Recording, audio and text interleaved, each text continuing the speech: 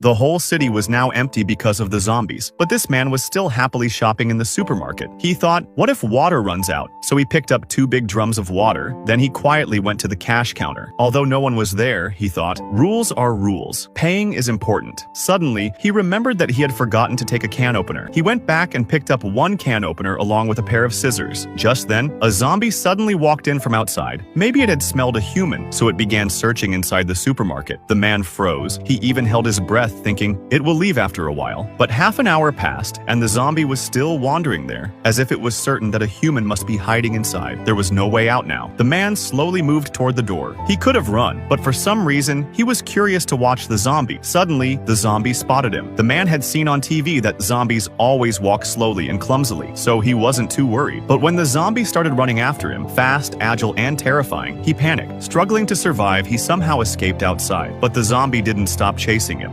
Running and running, they reached a parking lot full of school buses. The man ran around the buses to avoid the zombie. But how long could he keep running? He was getting tired. With his last bit of strength, he climbed on top of a bus. Luckily, the zombie didn't know how to climb yet. The zombie kept trying to get up. For the first time, the man saw a zombie this close. Trembling, he moved toward the back of the bus, thinking he could jump down and escape. But the zombie was watching every move. It banged on the bus and screamed. Once it even jumped so high that the man almost fell off. The man realized that if he provoked it further, it might actually climb up. So he lay flat on the bus roof, hiding. After a while, the noise below went silent. He sighed in relief, but the fear was still there. Carefully, he peeked down. The zombie was still waiting under the bus, as if it was sure he would come down sooner or later. Terrified, the man slid toward the front of the bus, planning to jump quietly, but the zombie sensed his move and climbed up right away. The man leaped from the bus and crashed into a warehouse. He shut the door and pushed a cupboard against it. Then he slipped out through the back exit and ran to a nearby storeroom to hide. There, he saw an axe hanging on the wall. With a weapon in his hand, courage returned. He thought, now I'll face the zombie. He tried to sneak up from behind, but as soon as he stepped forward, a sound escaped his mouth. The zombie became furious and charged at him. The man ran for his life. Just then, he saw another human ahead. He shouted for help, then dashed into a bookstore and sat on the floor. But the zombie followed him inside. The place was too small, no place to hide. Suddenly, a gunshot rang out. The man rushed outside and saw that the stranger, the same person he had glimpsed earlier, was fighting the zombie alone. In just a few minutes, the stranger killed the zombie. The man thanked him. Friends, have you ever seen a zombie?